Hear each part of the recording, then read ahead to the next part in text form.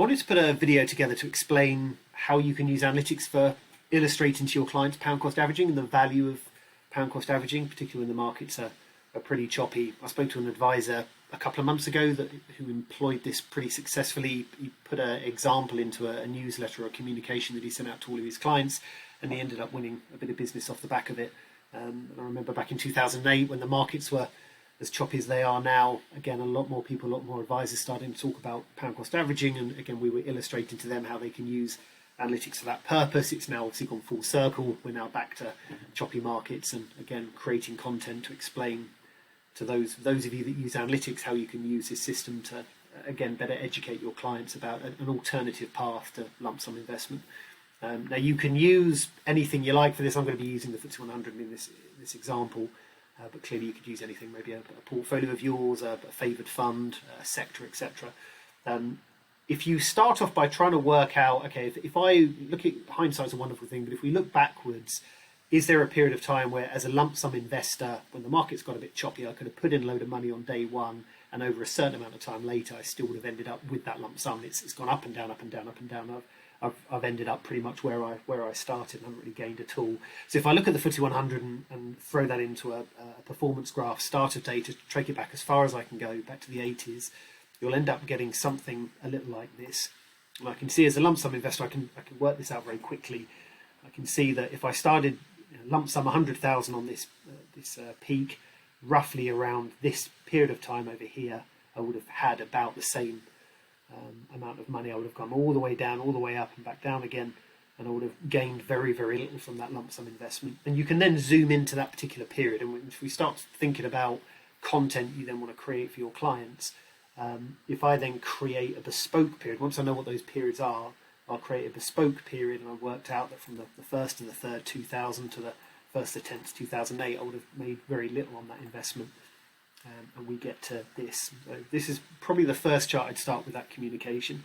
Mr. or Mrs. Client, if you had invested £100,000 into A, B and C investment, as I said, you would have come all the way down, you would have suffered all those losses, paper losses, you wouldn't crystallise them, but then you would have come all the way up and then fallen back down again. So a real roller coaster of a ride, and lo and behold, you would have only made, if you see at the very bottom there, just under £3,000, basically 2.9% increase in all of those years. You may as well have just invested in cash, compounded cash, and you would have got far more than 3% over 8 years.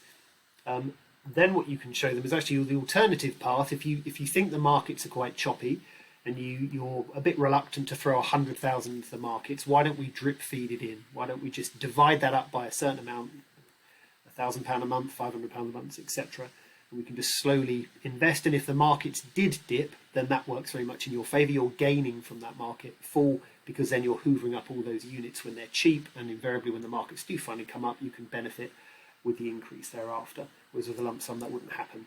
Admittedly, obviously, there's a trade-off. If the markets were to rally, then you wouldn't see as much of that upside, but it's a way of kind of trying to protect that downside to a certain extent. So on the right-hand side, if you then threw the same instrument against a regular savings chart, exactly the same period as before, and on the right hand side, I worked out, just a simple maths, worked out how many months there were between that particular period and divided 100,000 by it, and I got to round it up, £961 a month. If you then were to create another chart there, you'll get something a bit like this, and you can see at the very top it will confirm, okay, I'm 16 pence out, but there and thereabouts, I invested 100,000 over that entire period just by drip feeding £961.54. But the difference is, if you look at, well, there's two differences. One of the differences is the overall amount you would have ended up at the end of that investment period. If you look at the very bottom there, you would have made 11,000, so basically you would have done 11% rather than 2.9%. But equally, you wouldn't have had that roller coaster of a ride. It would have been a lot smoother journey, again, because you're buying incrementally every single month.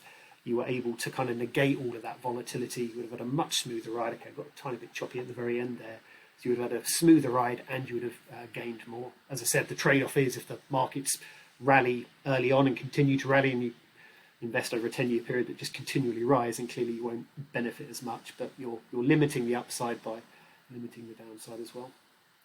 So as I said, I remember back in 2008, a lot of people talking about pound cost averaging. I would imagine now the markets are getting as choppy as they were back then. I can imagine these becoming a lot more prevalent in discussions. So that would be how to use analytics to better showcase the value of pound cost averaging. to a client. As ever, any questions on the left-hand side, contact us down here for our email and phone number.